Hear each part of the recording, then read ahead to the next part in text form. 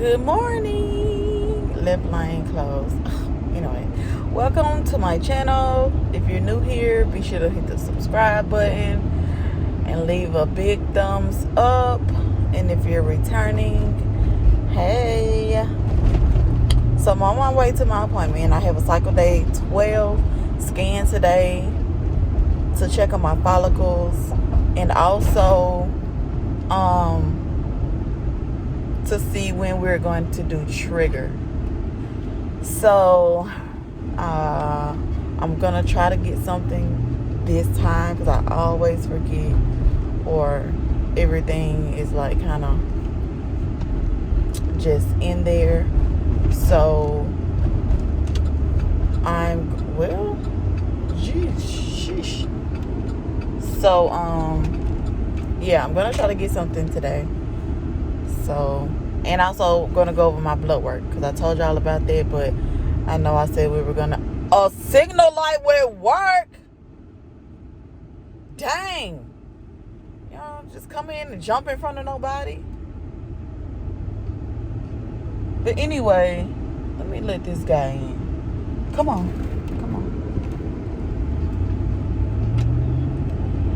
So yeah, so I'll be back when I get there. Because these people. I am here.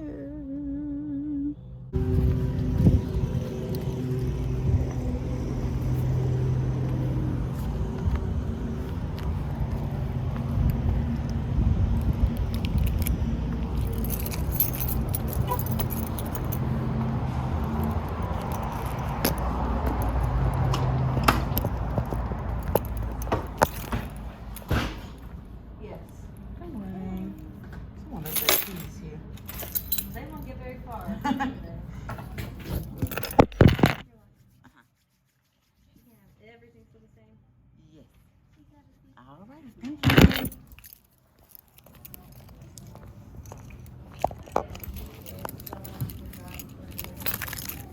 So you do have a follicle maturing over here on the left side. Okay. Right. This is the left ovary.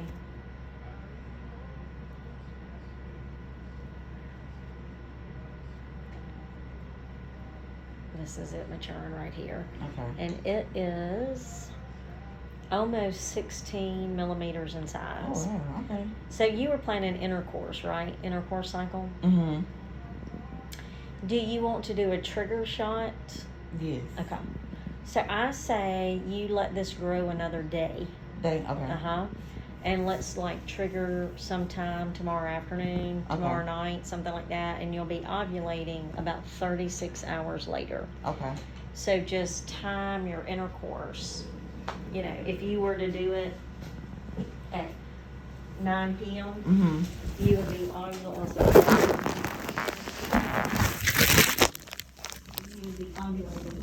at 9 a.m. on Saturday. Okay. So just think about what his schedule is and when he's going to be around. And, you know, you can basically, if you wanted to do it at 9 a.m., I'm using 9 as a random time, 9 a.m., then tomorrow morning, 9 a.m., you would be ovulating Friday night, 9 p.m.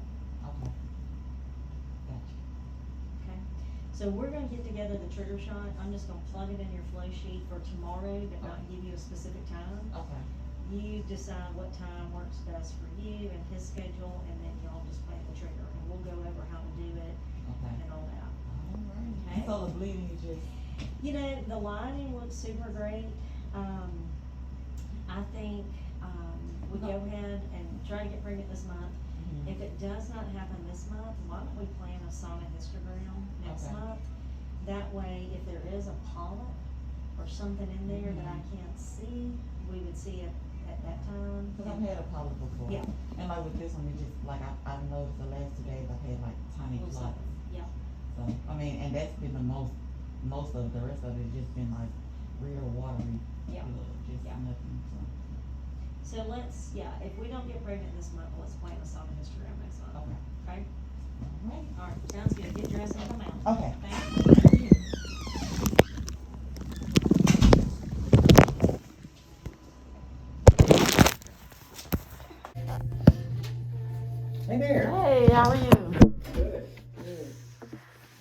about your cycles? Are they regular or irregular? Irregular. So, and you're 29. So people that have irregular cycles, most of the time have PCOS. Right. That's kind of the common theme. Okay. People who have an AMH this high, Right. almost always have PCOS. Okay. So that's kind of indicative. Okay. The LH and FSH is not terribly helpful in the diagnosis. There are some studies to say that when LH is elevated significantly over FSH, that's consistent with PCOS, but not necessarily diagnostic. Right. Okay. You have these 5 hormone values, which are used to calculate the score. It's a little bit of a false positive, if you will. That's what I was. That's what I was thinking. Your FSH is actually a little bit worrisome. Okay. But because your AMH is so high, that's why your score is so good. Exactly.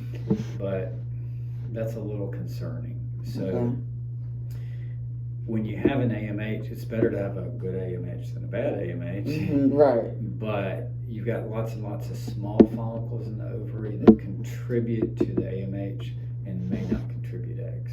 Right. Exactly. So we just have to run with it. 17 is fantastic. You know, we can't really, we're going to kind of wonder what about, you know, egg quality. That's something we're not going to really know about. Okay. And so what is this right here? Inhibin B is a hormone that comes from the ovary, and it's part of the signaling back to the brain, and yours is good. Okay. Nothing to worry about there. Okay.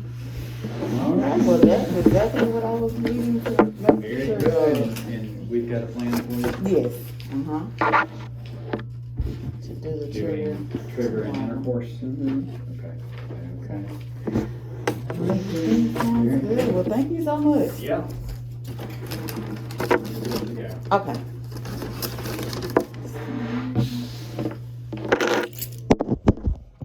Okay, y'all.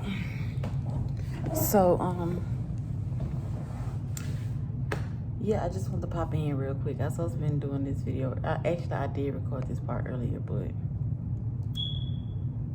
it's crazy. But anyway, so, yeah, so as you just heard, you know, kind of confirmed PCOS and everything, which I'm kind of, I mean, I hate that I got it, but I mean, I've been living my life without, you know, I don't say major issues, I guess, but it kind of pulls everything, especially for my weight. It pulls that together because it's like I gained all of this weight within the last year, 2 years at this point, and I don't know why it won't go. And it's like now I'm holding steady at like 180, and I hate it. So right now we're just gonna I guess I'm gonna focus on this. I mean, I've been trying to focus on losing weight, sorta, kinda. I haven't been doing what I'm supposed to do, so but now that I know what it mainly is, I can get a game plan with my nutritionist and go from there. So as you heard, the plan is to, and I'm sorry I keep looking over because I'm at school by myself right now, so I always look out the window right here to make sure, you know, just to watch outside. But anyway, so we will do trigger tomorrow. I think I'll probably do it tomorrow night because I was reading online, and of course, you know, I don't just do Google and just pick first thing I see. But my follicle was only 15 millimeters, almost 16. So with it growing about, I guess, 2 millimeters a day. Let me see if my classmate just pulled up. Oh, this neighbor. But anyway, with it almost 16 today, she said give it another day and do the trigger. So that maybe I'll put it at about 18. So well, that was this morning. So it might have grown from then until now already. I'm pretty sure just a little bit, probably not much, but I won't do it in the morning. I want to give it, you know, enough time to grow as big as it can get. So probably tomorrow night sometime, whenever I, rest or whatever. And then plan accordingly. So I think that's about it for this video, because I did get the recording this time, so I don't have to remember to put everything in the video. Yeah, we went over the blood work, which is pretty much, and also, as far as the polyp thing goes, I've had a polyp before, and the only thing I was concerned about with the bleeding was the fact that I didn't have a true cycle. Last cycle was well, previously it was like 58 days before I started the first day of the bleeding. So I assumed that was my cycle, but like I said, after that, I didn't have any more bleeding. It was just pretty much just spotting a little bit, and it dragged to the next morning, got lighter and lighter and lighter. So, and it was nothing. The only way I saw it was wiping on my tissue. My tissue was tinged. It wasn't like anything on there. It was just tinged with, cervical mucus or whatever. So that was my only thing. I was concerned about my lining, but my lining God looked at it on the ultrasound today, and it looked really good. And I guess based on the fact that I didn't ovulate last time, so there was nothing to be built up in my lining. I just didn't want to have like a 58-day cycle and my lining be too thick at this point. That was my concern for this cycle. I didn't want a lining that was too thick. So she reassured me with that, and I saw the lining, and it was really nice. And I didn't see many cysts on my, I did when she first inserted. I saw a couple of, I guess it was on my right, and you could clearly see them. It was like 4, if I recall. It was like 4 of them. And then when she went over to my left, I guess you really couldn't see. It wasn't really outlined like the others were. But she went back to it and showed me. And I guess, they know what they're looking at, but it didn't look like a follicle to me. But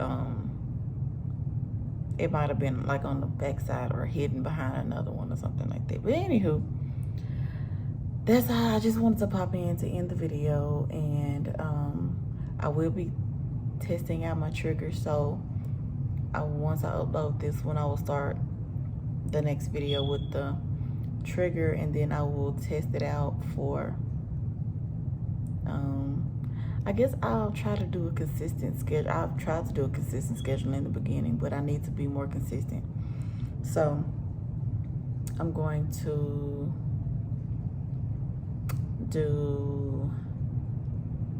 I'll try to upload today, and then today is Wednesday.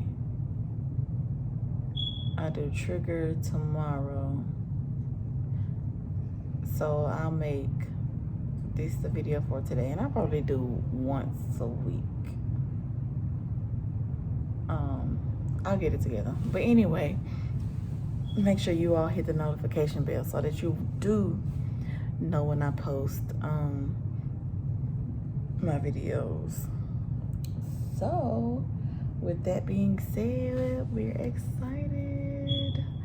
I finally got the trigger shot. It's at home in the fridge.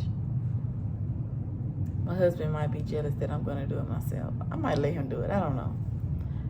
But it's a small needle, so he normally does my McKenna shots when I have those, because they're in the back. But because he wants to. I can do it myself, but anyway, so we will see you guys in the next video.